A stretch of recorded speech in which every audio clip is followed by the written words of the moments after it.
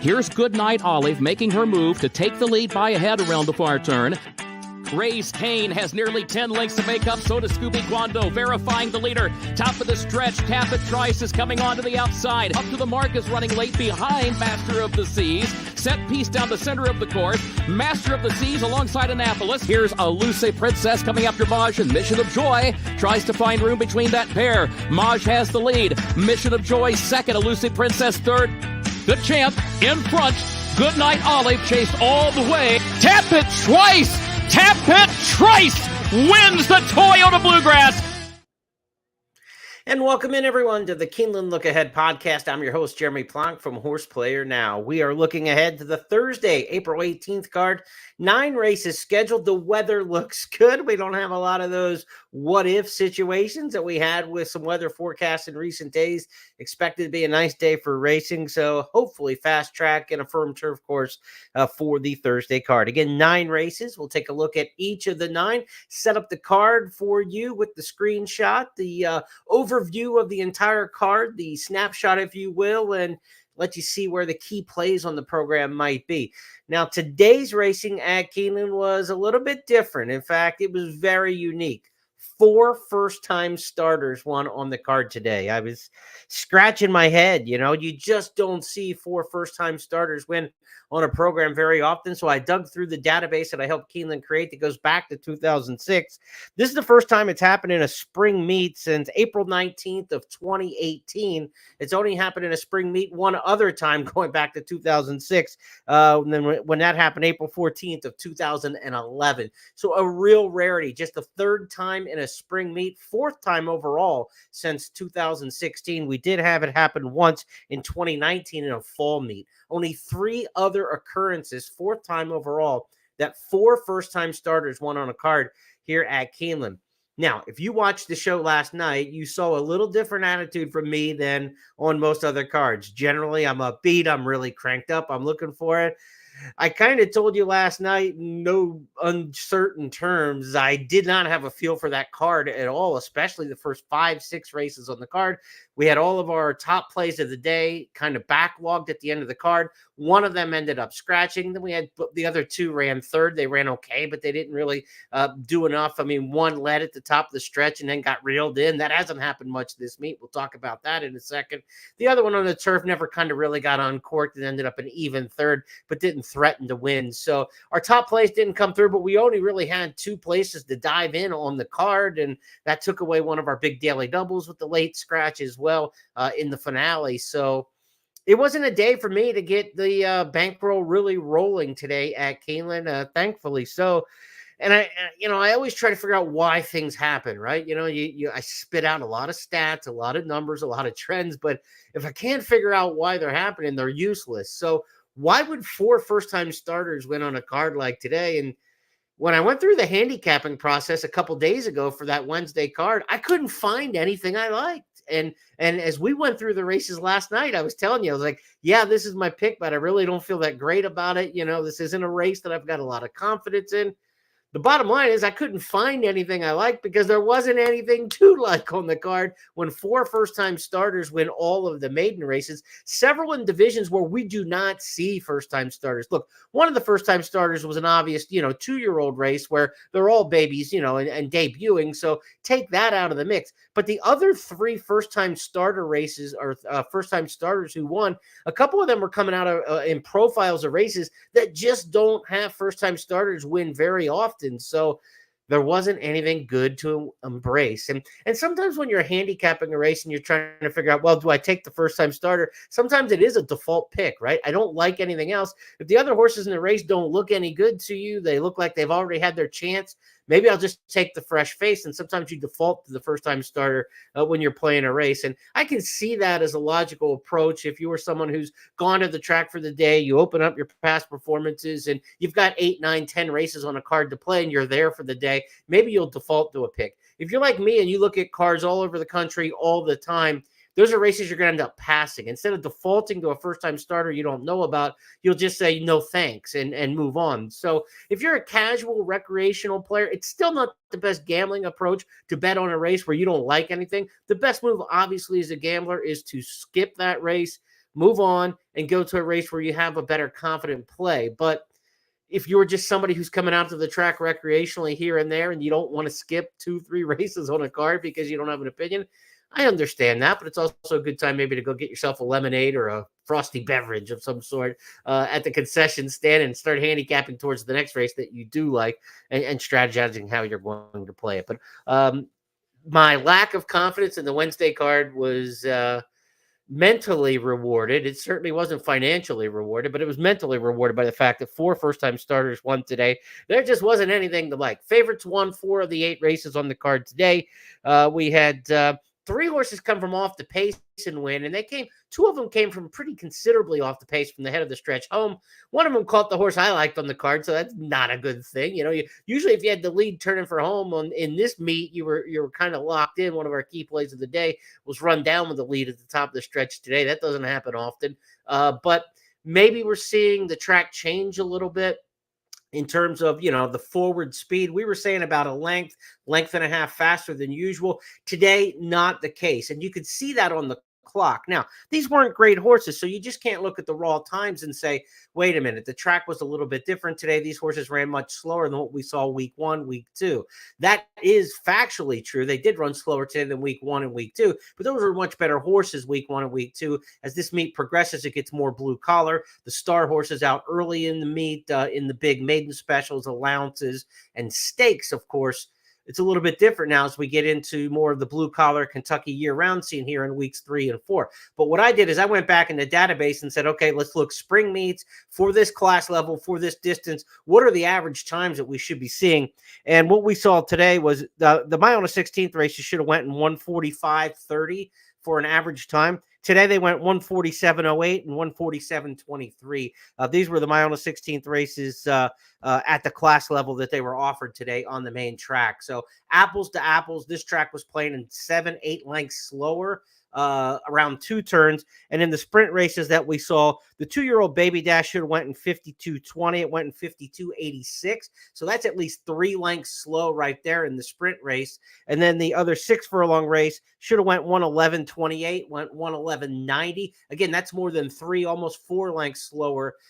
So this track sprinting played 3-4 lengths slower than it usually does, and going long, it played like 8 lengths slower than it usually does. So that tells me the track is different than what we saw in the first 2 weeks of the meet. Maintenance will come in sometimes and go a little deeper, and like Speed was winning a lot of the races, and so I think there were some changes. Now, we had a lot of weather for why Speed was winning, I think, with the sloppy tracks and such, a lot of, patted down tracks with the squeegee going over the top and the water laying there. And those tracks tend to play towards Speed, but it looks to me like they have slowed the racetrack down at Keeneland here. So let's see how it plays out over the next couple of days. If you like some horses from off the pace, you should feel a little more confident going into Thursday and maybe Friday. Let's see how it plays out, though. Again, don't overreach on track biases. Don't just play Speed because they've been winning. Don't just play closers because you think it's going to change now. Still fundamentally handicap each race. But if it looks like it sets up for a closer now, I wouldn't be afraid at all to play a closer based on what I saw today. If it looks like a race that traditionally plays the Speed, the race shape sets up for Speed, and that there's not 2, 3, 4, 5 horses all battling for the front, then you still want front-running Speed. They win almost 70% of the races in America are won by Speed horses to start with on the dirt. So you start with that premise that Speed horses are going to win on the dirt unless something else happens. And it's generally a speed duel is what will change that, where several horses go out and knock each other out and they get tired. And then the sustained horses kind of come and pass them in the stretch. So that's a recap of what we saw today from a jockey standpoint. 8 races on the card. It was the Jose Ortiz and Luis Saez show. They each won 3. So between those 2 jockeys, Jose Ortiz and Luis Saez, 6 of the 8 wins. The other 2 were picked up by Tyler Gaffalione and Luan Machado, having a nice meet in from Turfway. So slower racetrack, horses came from off the pace a little bit more. Big hot jocks in here who handled it well. Ortiz, Saez, and again, 4 first-time starters. Just the 4th time it's happened since 2006. 3rd time that it's happened in a spring meet. Strange day at the old ball yard here at Keeneland. Let's see. I like this card. I should have said this at the top. I like this Thursday card better than I liked Wednesday for sure. But I'll tell you this. I love Friday's card. So I'm looking forward to tomorrow's show when we preview the Friday card. I have looked ahead to Friday. You can get my stats and trends for Friday as well on the Keeneland website in the expert handicapper section. So that is set. My Friday thoughts are already set, but it is time to get handicapping on Thursday. Let's do it. Big week of racing here at Keeneland. Double Dog Dare Stakes coming up on Friday. The Elkhorn and Ben Ally on Saturday, co-featured. We've got 8 races set up for you. 9 races, I should say, on the Thursday card. Traditional 9-race lineup. Goes like this at Keeneland. We've got the pick 5 starting in race number 1. The early pick 4 starts in the second. My first of 3 key plays on the card will be race 3. Then the pick 6 starts in the 4th race. No carryover. Pick 6 hit today. Pick 5 starts in race 5. We do have a Keeneland Turf pick 3. It'll be on races 5, 7, and 9. Late pick 4 is going to start in the 6th. And then my key plays come at the end of the card in races 8 and 9. No carryover in the Toyota Super High 5.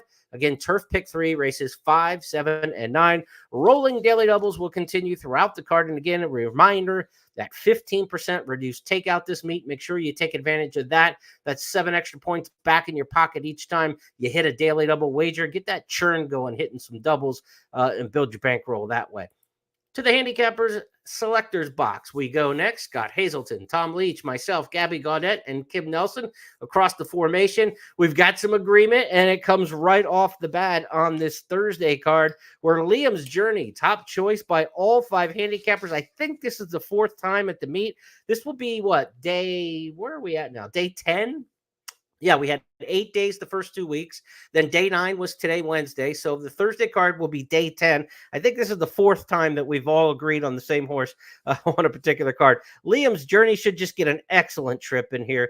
This horse comes out of just some better races down in Florida. The races on the main track were really tough. The one particular on the main track behind Resilience and Skip the Line. What a race that was on January the 1st, running 3rd, beaten 6th in that race. Resilience, of course, has gone on to win the Wood Memorial. Skip the Line to Todd Pletcher trainee, who was actually favored in that spot, and his Arrowgate's brother. I mean, that was a stout race. And this horse was right up in the mix all the way, ended up 3rd, beaten 6 lengths against some serious, legitimate stakes type horses and stakes proven horses now with Resilience winning the Wood Memorial. So I think Liam's Journey is going to sit a really good trip in here. I think he'll sit second. Money shot's the one, 6-5 in the morning line, and we're not taking the 6-5 morning line shot. We've got 5 people in agreement that the 6-5 morning line is going down. Does that tell you that the one's going to be 6-5? Probably not, right? I think the price is going to be higher than that. The other thing I look at with this horse lined at 6-5, I mean, has the big speed figure last time, right? 79 buyer figure. Nick Tamaro, the morning line maker, is big on backing the buyer speed figures. Handicappers are big on backing the buyer speed figures. So he's handicapping the handicappers when he's trying to set the morning line here. He's looking at a big buyer there last time out for this one coming out of the race at Oaklawn. Figures the public will back in kind. But one thing I look at when I figure out what odds a horse are going to be is, did this horse get bet in the past? Because horses who get bet in the past tend to get rebet. This horse has been 13-1, 11-1, 36-1, and 11-1. You're not going to get that price against this particular field. This is a different spot than Money Shot's been running in. But this horse has never been bet before. So now to be 6-5 all of a sudden, I'm not so sure. Could still be favored, but not like a crazy 6-5 shot. I think the horse to beat in here is the 6, Liam's Journey. I'm back on that one. If you're looking for a horse maybe to upset the apple cart in here, it's in race number 1. Maybe the 2, Glenbrook Gary. This is a horse by Dialed In. Dialed In's an old runner and an old sire, but his horses still run very well here at Keeneland. Had a big year last year over the main track. So horses by Dialed In run pretty well over this track. So give Glenbrook Gary maybe a shot in here if you're looking for the exotics. 6-1's going to be obviously chalky. So if you can get the 2 into the exacta, maybe you're looking that way. If you're playing the pick 5 that starts in this race, 2 deep should get you through, I would think, on the win end. But if you want to go 3 deep, not a huge argument. But I think Liam's Journey is the winner in this particular spot. Mike Maker, Joel Rosario, and Mike Maker really turns up the heat here. Week 3 of the Keeneland meet the last 3 years. He's had 7 wins at Keeneland. I believe he had 1 today on the card as well. That's second only to Wesley Ward. So he's got the depth and the kind of blue-collar horses that succeed as we get into week 3 and week 4 of this Keeneland meet. You look for Mike Maker to assert himself with some winners. I think he gets one in the opener. We'll take the 6, Liam's Journey. To the second race we go on the Thursday program. Again, this will kick off the early pick 4. These are the baby dashers. And when we talk 4.5 furlong, 2-year-old races at Keeneland, of course, it's about Wesley Ward. Ward had the horse who was favored in the morning line, Bostonian, today scratched. And so Ward wasn't involved in the 2-year-old race.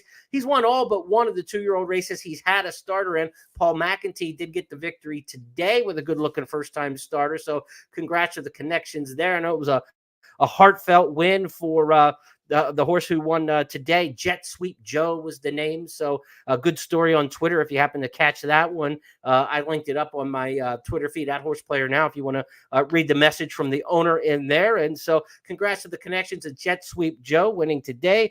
Paul McEntee will be back in this second race coming up on Thursday. He's got Baytown Butterfly in here, but I think you're back to the Wesley Ward train because he's got Ultima Grace in here.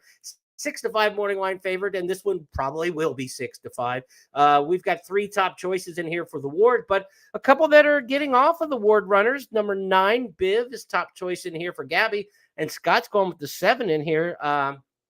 Or going with the 4 in here, I should say. Hey Scooter. Interesting, the pick here with Hey Scooter comes in from the Thoroughbred Center, the training center across town in Lexington. I've often said you really statistically lean to the horses who have Keeneland workouts, about 75, 80, 85%. I don't have the exact number right in front of me. About 85% of the winners here in these 2-year-old races have local works at Keeneland. So Hey Scooter's going to try to bust that pattern up, but if he's able to do so, Scott's going to have himself a big priced winner there. Ultima Grace, top choice in here for me. Number 9, Biv, is John Hancock. He's got the second most wins in these baby dashes.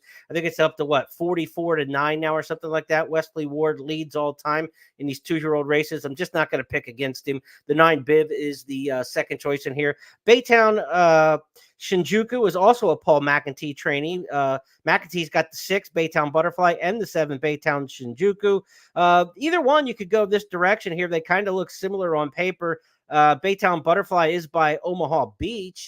So if you want to look at that one, maybe Omaha Beach has already got 2 wins at the meet. So the sire is doing well with the offspring. So the 6 could be a horse underneath. I thought the works and the pattern for the 7 and by First Samurai, I like this first asking of the 7 a little bit more. And he went to a more seasoned rider, I think, and Albert Jimenez listed on Baytown Shinjuku. So I thought of the McEntee pair that the 7 might be the better of the 2, but pedigree-wise, you could certainly make a case for the 6. I'd play 1 over the 9, 7, 6, the way I see this race. And again, we're not getting too creative in here. It's a Wesley Ward, a short price, but we've got some better plays coming up on the card. In fact, it's going to start right here in race number 3. One of our key plays on the card starts off in race number 3. This is a maiden claiming 100,000. So it's, essentially almost a maiden special weight race, but they are offered for the maiden claiming tag in here, going 7/8 of a mile. And I'm really on number 12 in here, Stagflation. I hope we get a decent price. 8-1 in the morning line. Stagflation, the only handicapper that's got this one anywhere in the top 3. That puts me on the island with Stagflation. Go back. Look, this horse has been at Turfway the last couple times. Tossed the last race when they put blinkers on. Trainer Jimmy Baker went to blinkers last time, and the horse ran up close and faded badly. You notice the blinkers came off right away after that. That experiment did not work. All the other starts for this horse without blinkers are much better than that. And when you go back to Keeneland on the dirt, those are 2 good efforts in October of the fall meet. For this $100,000 tag, ran a good second, showed speed going long, now cuts back to 7/8 of a mile. Then in maiden special weight company, they stepped up off that maiden claimer, and they ran into a tough one in there in Flashy Lass and ended up running 5th, but up on the pace again and faded going a mile and 16. Back to a 1-turn race. The blinkers come off. Julian Leperoux's always been a really good 7 furlong rider here at Keeneland, even going back to the Polytrack days. And the Polytrack days, of course, Julian won everything here at Keeneland, but he was particularly good in those 7/8 of a mile sprint races. I think he really rides those kind of races strongly. And from an outside post 12, he kind of gets to clock the entire field from the outside, should be free of any kind of trouble whatsoever. I think this is a great fit. I love the 12 Stagflation in race number 3. I mean, this is my best bet of the week so far. I really didn't have anything I was totally in love with on the Wednesday card. First horse I really like on the on this Thursday program comes up in race number 3, the 12 Stagflation, 8-1 in the morning line. Let's hope we can get some kind of price there. Also in this spot, I thought for the underneath exotics. The 7 Candy Lover, who's top pick in here for 3 of the 4 other handicappers, and the 4 Life Advance. So 12, 7, and 4.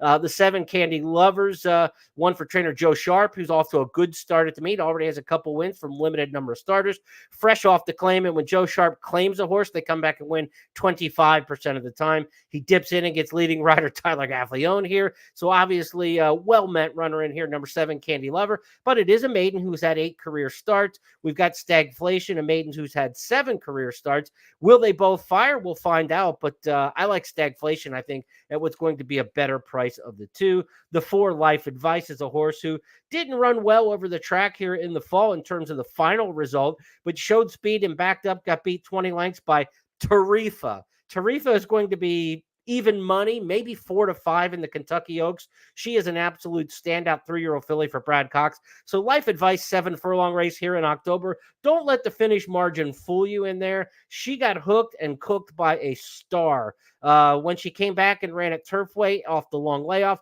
she ran a much improved race. I wouldn't be surprised if the 4 Life Advice is effective in here. 12 over the 7-4, the way I've got race number 3, and that's how I'd play it. I'd play the 12 to win, and then I'd play some exacta key box, 12 over the 7-4. If the 7 and 4 win, that means the 12 has to run first or second, and we'll get the exacta that way. If the 12 doesn't run, I don't want an exacta box. I hardly ever box 3 horses in an exacta.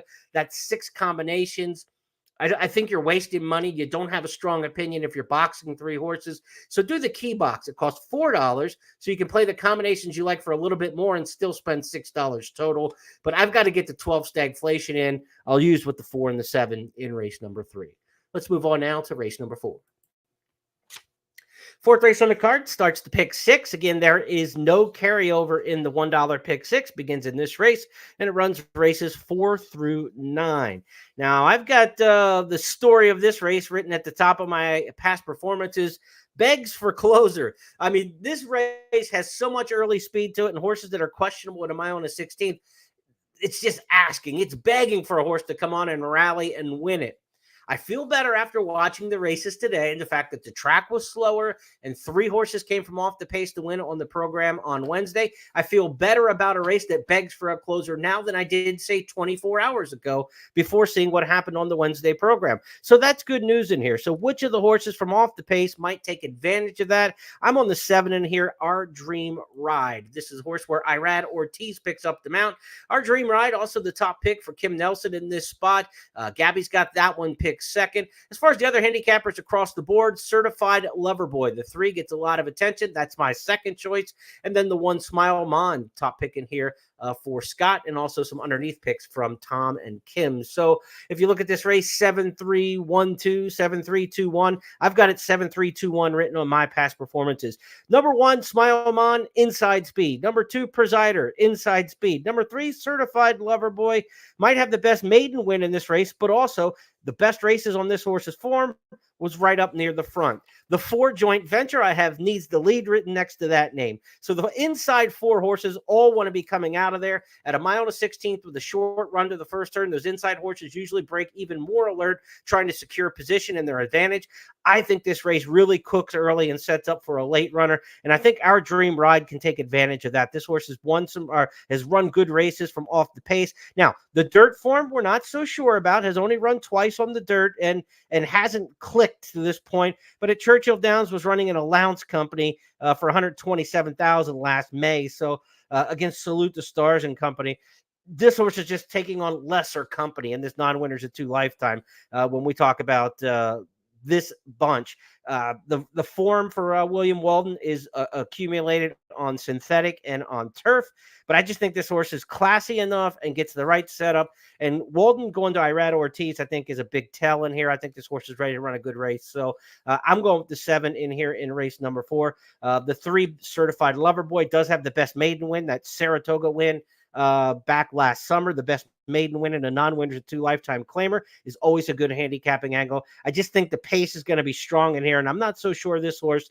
taking a lot of heat early under Flavian Pratt has to win this race at a shorter price. And I think the 3 Certified Lover Boy is going to go favorite in here. I think they're going to bet the 3 over the 1 Smile Mon. Smile Mon's probably going to get bet some, but I think Certified Lover Boy to 3 ends up going favorite. And I think you get better value with the 7. So 7 over the 3, 2, 1, the way I see race number 4. Not a massive, like, this is a good pace play, but the 4th race, you say, well, why isn't this one of your key plays of the day? Because the pace sets up so well. It's because of the surface. I'm not sure that our top pick there in race number 4 is going to love the dirt, right? The form is all synthetic and it's all turf. So if I had a stronger feel, like if some of that form on dirt looked better for our dream ride, then I'd be more inclined to make this one of the key plays of the day, because you're not going to get a better pace setup today. No horse on the card is going to get a better pace setup on Thursday than our dream ride from Off the Pace under Irado Ortiz. Let's just see if the footing underneath fits the horse's preference. If so, then I think our dream ride could be one of those key plays of the day, but that's why not listed amongst my top 3 key plays. But right on the cusp, I mean, if I went 4th or 5th best play on the card, certainly would be in that discussion. So let's go to race number 5 next. Iona 16th here. It's the first leg of the Keeneland Turf Pick 3. The late Pick 5 starts here. And, of course, on a 9-race card, the early Pick 5, races 1 through 5, ends here. So this is our swing race. You want to try to have a big opinion in here if you can. If you're playing the early Pick 5 or the late Pick 5, narrowing this race down to 1 or 2 contenders can really help you budget on your ticket. Hopefully the horses you narrow it down to aren't like just, stone cold chalks where you think, okay, well, that means all the Pick 4s and Pick 5s aren't going to pay much today because the one race that's involved in all the legs is going to pay $3 to win. I'm not wildly on to prices in this particular spot, but I also don't look at it as a race where we're just looking at a really short-priced favorite. I think the top horse in here, well, a tepid lean for me, is number 4, Centuria. Also the top pick in here for Kim Nelson. Centuria gets some love underneath from Tom and Scott. Centuria comes in from Gulfstream Park, did race on the synthetic last time and has been on synthetic in Europe. Only has the 1 turf race, but it's all turf pedigree. And any horse with European experience. Look, I know they probably thought, send this horse to the U.S. off the synthetics and get a victory. Dale Romans took over the training before the race at Gulfstream over the winter. Got a good effort out of him. I just don't like anything in this race tremendously. I think this horse will get a fair setup, and I like the Gulfstream horses coming off the turf down here. My original top pick in the race was number 2, Kimber Spice, and I ended up kind of dropping that. I don't like stretching out from 5.5 to a mile and a 16th. The statistics show that is a big ask in race number 5. I think I've got the number here somewhere handy. Let's see. Yeah, you've only got 8 of 104 races at a mile and a 16th on the turf route maiden specials, horses exiting sprint preps. And there's 4 of them in here coming out of sprint races like number 2, Kimber Spice. So it's something that happens about 7% of the time. It doesn't happen very often. So while I think Kimber Spice might be the best horse and the right horse on paper in here, because that debut was pretty good, that second place finish for a much respected trainer, Michelle Lovell. There's route pedigree for the 2 Kimber Spice. We just don't see it very often where these horses stretch out, especially from 5.5 to win at a mile and a 16th and a maiden special on turf at Keeneland. So my original, like I told you last night, I think I told you, I go through and I handicap the races traditionally. Then I go through and run all the stats and trends so that I'm not swayed for original picks. And then if there's something in those stats and trends that tell me I'm either right or wrong, that kind of, historically right or wrong, then that will kind of either enhance my confidence when I'm historically right behind something I like with fundamental handicapping, or in a situation like Kimber Spice where I'm like, it's kind of a wide open race. I think this is the best horse. Wait a minute. Horses don't stretch out very often. Only 7% of the races are won this way with over 100 in the sample size. That will pull me back. And so I still have Kimber Spice picked second in this race, but that's why I ended up flipping the top 2. So it's 4-2-1 for me. I've had Waves of Mischief in here. This is a well-bred son of Into Mischief. Brendan Walsh does really well in week 3 of the meets. I expect Walsh to win 1, 2, maybe 3 races this week at Keeneland. Historically, in the last few years, his week 3 numbers are solid. This is a well-met runner. This is why we're talking like week 3 with a particular trainer. Brendan Walsh has a $675,000 son of is that 600,000 or 575? $575,000 daughter of Into Mischief, the one Waves of Mischief. All the classy races that they've run already this meet in the maiden special weight turf ranks. Waves of Mischief could have been in any of those, but Walsh waits with a $575,000 horse. And now you get to week 3, and there's not a bunch of Chad Browns lined up. There's not a bunch of Todd Pletcher hammerheads lined up. Maybe the favorite in this race, or the horse that you're contending with, is a horse from a Fairgrounds turf sprint and a horse coming off the synthetic last time at Gulfstream. So this is a good spot. When we talked about like today, like you wouldn't normally take a maiden going long on the turf. We did see the Cheryl Spite full sister win earlier in the meet for Roger Atfield on Sunday, I believe it was Saturday or Sunday. But it's rare that you see that. But in this particular case where you're like, look, I don't really like anybody in this particular spot. Centuria's form is all synthetic. Maybe should be fine on the turf. I mean, the pedigree says so. But even in Europe, they didn't want to run this horse on the grass that often. It was almost all on synthetic. This is the kind of race where maybe if a first-time starter is to win, and you're going to buck a trend, it could be here. Waves of Mischief, a first-time starter, 10-1 in the morning line. It's Gaffleone. It's Walsh. Into Mischief's had a good meet here. Also on the turf, he's had a lot of success with horses here at Keeneland over the years. So I wouldn't be surprised if the one's part of this mix, even as a 3-year-old, or as a 3-year-old, but even as a first-time starter going long on the turf. We don't see them win often, but I would give the one a shot in this particular spot. So as you look across the handicapper selectors box, you've got a couple different shots in here with the 2, the 3, and the 4. I would keep the 1 in the mix.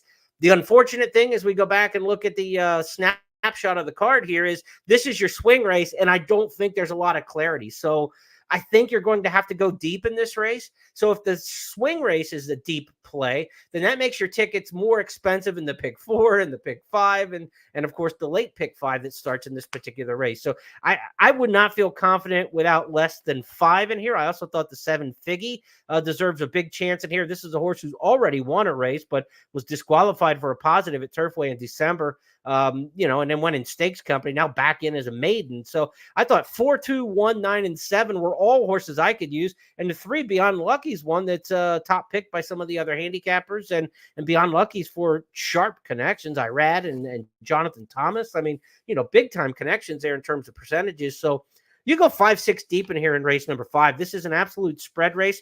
Unfortunately, it is the swing race in terms of the pick 5s and the pick 4s. So I think we could be looking at some decent payoffs in the pick 5s and pick 4s. It's just going to cost you a little bit to put your ticket together. A lot of days I'll say, look, I'm going to play a small ticket and I'm going to play it for $5 instead of a bunch of 50-cent combos. This might be a day to play the 50-cent combos. Get 5, 6 coverage here in race number 5. And if you just hit it once, you're going to be happy with it. 50 cents could be enough to take down the pick 5, pick 4 and get a really nice return coming in and out of this 5th race. Very difficult race in the 5th.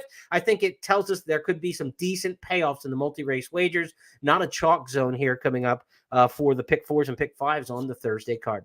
To the 6th we go next. This is going to kick off the late pick 4, races 6 through 9 on the card. Maiden special weights going long on the main track. We said no chalk zone in some areas. Well, we know historically these races go strongly to the favorite. So we're not going to try to get creative in this particular spot. The favorite at 6-5 in the morning line is Secret Crush. Now, yes, this horse has been beaten at 6-5 and even money in 2 starts at Gulfstream Park, but it's Todd Pletcher with a candy ride, Irad Ortiz riding. Yeah, you're outside, but it's a 7-horse field. The trip shouldn't be too wide in this particular spot. There is some pace in here. Of course, the one Unlimited Potential, the other Pletcher in here is blinkers on speed from the rail, so you got to think that one's going to go cooking out of there. There's a fair amount of pace in this race, and not a closer that you look at and really want to love and embrace. That's the deal. I think it should be 1, 4, and 7 in some form or fashion. They're all the favorites in here. Unlimited Potential, Reynolds Channel, the 4 for Bill Mott. That one's coming out of the same race behind Secret Crush. Got beat about a length by Secret Crush last time. I'll just take the 7 in here. Give me Ortiz, give me Pletcher, and it's, I'm not going to get too creative because if you try to beat them with the 4 or the 1, neither one of those are going to be very big prices. It's only a 7-horse field. All 3 of those are going to get covered heavily. The 3 is going to take no money at all. The 5's not going to take much money. So those 3 are going to get bet on the tote. So you're going to try to beat an even money Pletcher horse, and you're going to get $6 to do it. You're going to get $7.20 to do it with the other horses. I don't think it's worth the risk for the reward. Reynolds Channel is the top pick, though, with 3 of the other handicappers in here. 471, you see, we're all on the same trio. I say you just single Secret Crush in here in the multi-race wagers. Look, if you're looking at the late pick 5, again, that's going to start in race number 5. Your late pick 5, if we go 5, 6 deep in race number 5, you're not going to want to use 3 horses in this particular spot just to get through leg 2, 3 horses in a 7-horse field. You got to narrow somewhere, and I think the right place to narrow is with Secret Crush. But intra-race, not a very interesting race to bet. I don't think you're looking at anything in the exactas, even if you just kind of cold cock one combination, one direction. So multi-race wagers, a good way to look at this one. Daily doubles, take advantage of that 15% takeout in the daily double. If you like Secret Crush in here, the exactas aren't going to pay very well. Maybe you get an exacta or a daily double, races 5 to race 6, or you certainly want to look ahead from race 6 to race 7, because race number 7 is really going to let the math work for you. And this is a good lesson. I know I've said this a time or two over the years, but in race number 6, we've got a 7-horse field. So 7 times 6, there's only 42 different ways the exacta can turn out, right? That's how you figure out the probabilities, the numbers of possible combinations. So 7 horses can win. That leaves 6 left that can run second. 7 times 6 is 42. There's only 42 different ways that exacta can come out in race number 6. But if you look at the daily double, there were 7 in the first race and 14 entered.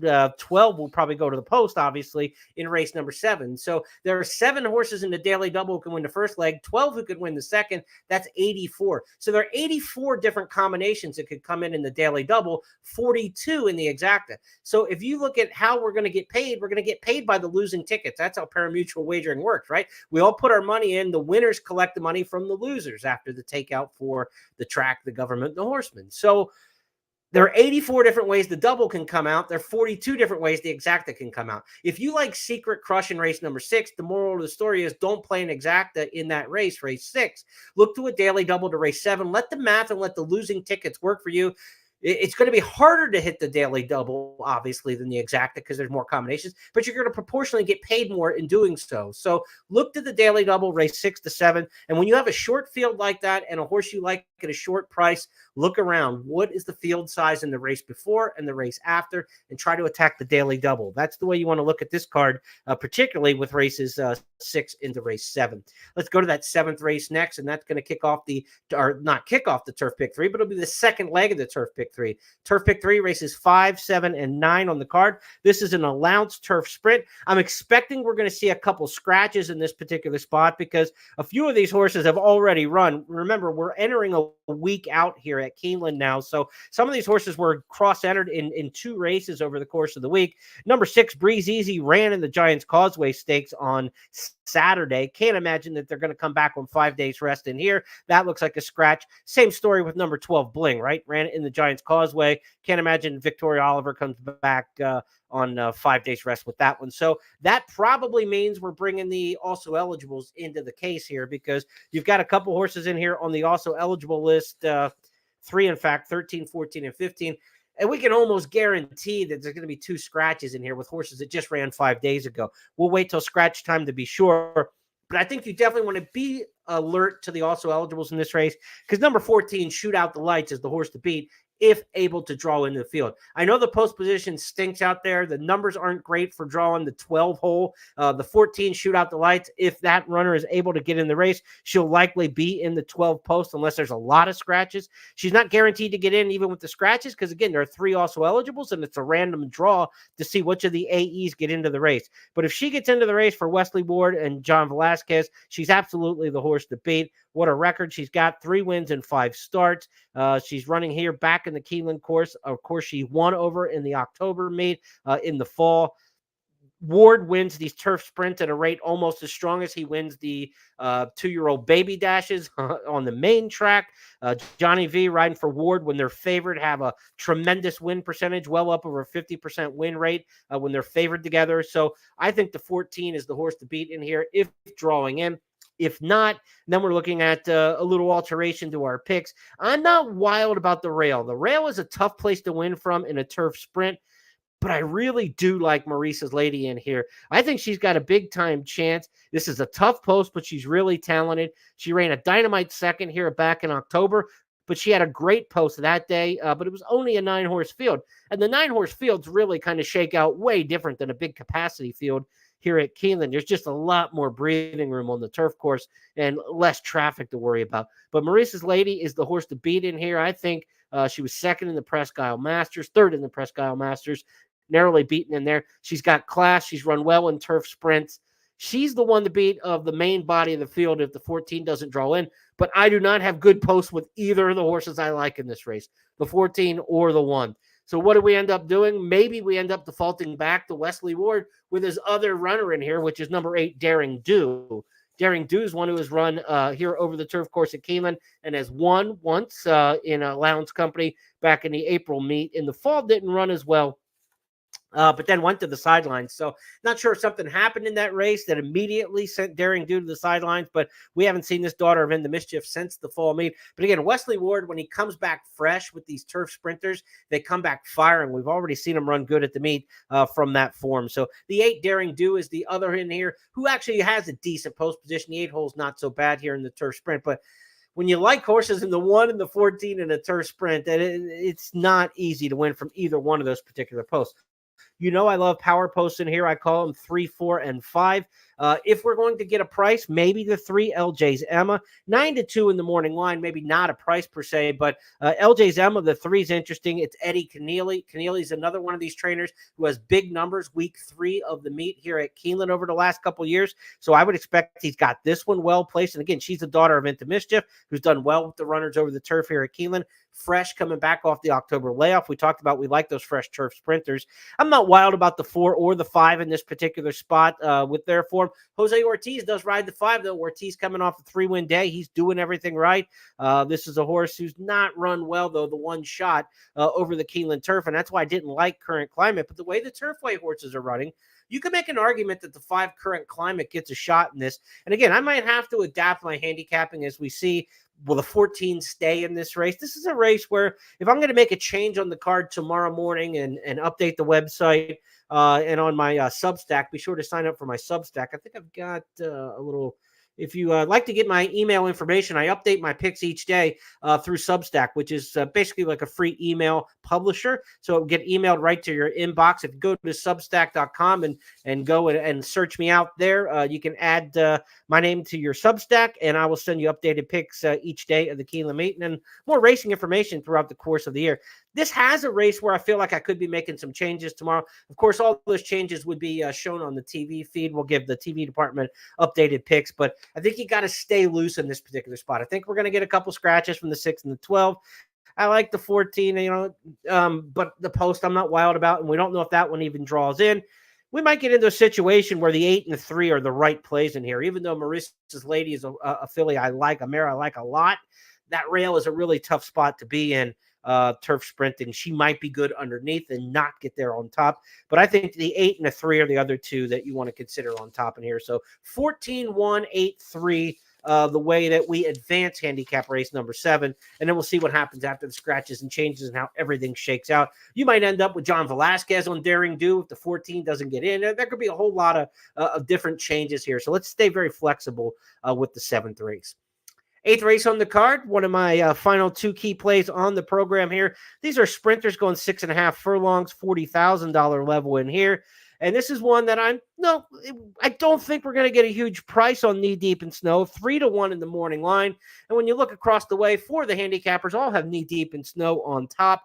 Tom Leach is going with Zip and Gigi. That might be his long shot bet of the day. And Tom's long shot bet of the day always needs to be listened to. So be sure to check out Today at Keeneland tomorrow and get the first look at what his long shot play of the day could be there. Zip and Gigi, 8-1 in the morning line for Paul McGee. That's Tom's top pick. But Knee Deep in Snow for me is just rock solid. Loves the track here at Keeneland. Has not run a bad race here and has run against better competition in the races here at Keeneland. Hasn't really lost much of the form since switching to the Matt Shire barn. This is a horse who's changed hands, was with Mick Ruiz at one time back in the day. Mike Maker then had Knee Deep in Snow for a while. I think Shelby Ruiz was actually the trainer of record the first time Knee Deep in Snow ran here at Keeneland. Better form than even looks on paper. in these races here at Keeneland, has run the best races of his life at Keeneland. I mean, you look at the buyer figures. I'm not a big buyer person, but 192, like two of the best buyers this horse has in the last 12, 15 starts are all right here at Keeneland. This is a horse for course. I like Knee Deep in Snow from the outside post here going 6.5. Luis Saez gets to call the shots. He had a 3-win day today. I like this horse before Saez won 3 today. I like him better now that a rider is in his zone and riding well. So I'm all over the 9 in here. I'll take anything I can get 2-1 and up on a strong win play in here. Exacta wise, I'm looking 9 with the 2-7. 2-7 are horses that get a decent amount of love across the way as well with Gabby and Kim. That's the way I approach this one. Do you want to get daily doubles from race 7 into this race? Yes. Race 7 might be a race where you end up with 3 or 4 horses to use in a daily double. Not a cold punch 1-2 kind of combination, but a couple horses in the 7th to this horse in the 8th. Yes, I think that's a good way to approach it. And then you also want to key up your daily doubles races 8 to 9, because my other key play comes in race number 9. This is a cold punch daily double situation for me from race 8 to race number 9. In the 8th, we'll take the 9 Knee Deep in Snow. And to the 9th race, we'll go for the Toyota Super High 5, the Turf Pick 3 finale, and my third and final key play on the card in here, which is a 15-1 morning line play. So that's why I'm excited for this one at the end of the card. And at 15-1, our top play is going to be number 8, Vicky Rose in the nightcap. This one may not go off 15-1, but I think we're going to get a more than fair price in here. I love this one. Doesn't have the form turf sprinting. This will be the first time going on the grass in a turf sprint, first time on the grass, period. But the reason I like this one, I love the form and the running lines. I mean, this horse ran against Paparina 2 starts back. We saw Paparina come back and win today. Wonder Wheel back in the day. I mean, this horse has taken on some good ones. Tweetster last time, victorious 3 starts back at Turfway. Really good running lines for this 8, Vicky Rose. Luan Machado's riding really well. But the kicker I like about this one, the sire Jimmy Creed. Jimmy Creed, not necessarily known as a turf sire or a turf sprint sire. But get this, at Keeneland, Jimmy Creed has sired not 1, but 2 turf sprint stakes winners. Not winners, stakes winners. Private Creed, Coffee Maker, both offspring of Jimmy Creed have won stakes turf sprinting here at Keeneland. I think this could be a pedigree play, but I love the running lines, and I like the underrated jockey in here, Machado, and the way he's riding. So give me the 8, Vicky Rose, as my key play of the day at the end of the card. And we are on the island. Nobody else has Vicky Rose anywhere. So will we get 15-1? Maybe not all of the 15-1, but will we get double digits? It sure feels like it. I think this horse will be 10 or 12-1. Other one in here, Moonlit Mischief, the 3, 15-1 in the morning line with that one. This one comes in from California. Robbie Medina, the trainer now. Medina hasn't had the meet go well for him, that's for sure. But Into Mischief, the sire, we talked about Into Mischief, has done well with the turf sprinters. 6 winners, in fact. Only City Zips, 7 winners with turf sprinters here at Keeneland are more among any sires. So we talked about Into Mischief in the other turf sprint race. There's 2 turf sprints on the card. You like those Into Mischiefs turf sprinting here at Keeneland. Again, they've accounted for 6 wins. That's second most of any sire. City Zip had 7 back in the day. You don't see the City Zips anymore. Too aged to see those in the first run of the pedigree anymore. But Into Mischief certainly are still running strong. The 3, Moonlit Mischief, 15-1. So we've got 2 15-1s, pick first and second in this. I love the opportunities. The 2, Shore War, is 10-1 in the morning line. This is one of these situations where I say I don't like to take 3-horse exacta boxes, but when you're 15-1, 15-1, and 10-1, that's not a bad play in this particular case when you're getting those kind of prices. I certainly would then, if you do the 3-horse exacta box amongst 3 long shots, also take some extra plays on the combinations you like the most so that you're not playing the least favored combination with the same weight as the most favored combination, because that's what you're doing when you box all 3 of them equally. So I would, if you're going to play $10 in exactas in this race, maybe you box 8, 3, and 2 for $6, $1 each. And then you come back and play 8, 3 for $2 and 8, 2 for $2 more. And you spend 10 that way. And if the 8 wins, you've got it 3 times. And if the exacta comes in any of the other combinations, you've got it once. But that's a way of spending $10 on the exacta and weighting your opinion based on how you like the horses. But definitely you want to get win money on any of those kind of prices that you like, 10-1 and up. You want to make sure you're betting those horses to win. again. Shore War in there, top pick for Tom and Scott. That one's 10-1 in the morning line. We might not get 10-1 on Shore War. We'll see how it shakes out there. Rusty Arnold, one of the top turf sprint trainers here at Keeneland. Of course, Wesley Ward dominates the turf sprints. We talked about the Ward horse earlier in the turf sprint race where he's got two of them. What race was that? That was race 7 where Ward's got Shoot Out the Lights and Daring Do. Ward doesn't have a starter here in the 9th. So you're more likely to find something a little off the, off Main Street here with no Wesley Ward horse in the race. That can open up the tote board here as the public just doesn't really know who to lean on in this turf sprint. So I love it. I can't wait for race number 9 on the card to wrap things up on the Thursday action. All right, so that's it for this podcast for the Thursday program for the 18th of April.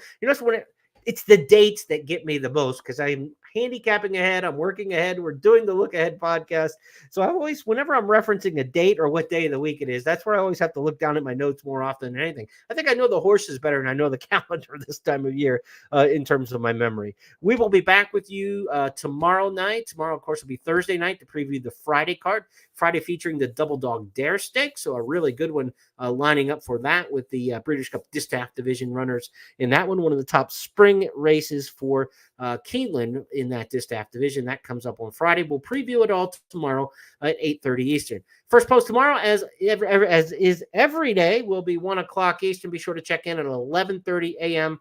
for Scott and Gabby with the Today at Keeneland preview show and get all the latest. But we're expecting a beautiful weather day tomorrow in Lexington, Kentucky. Hopefully you have a great day at the races. Feel better about the card on Thursday. We're going to do good things. So good luck, everybody. We'll talk to you tomorrow night.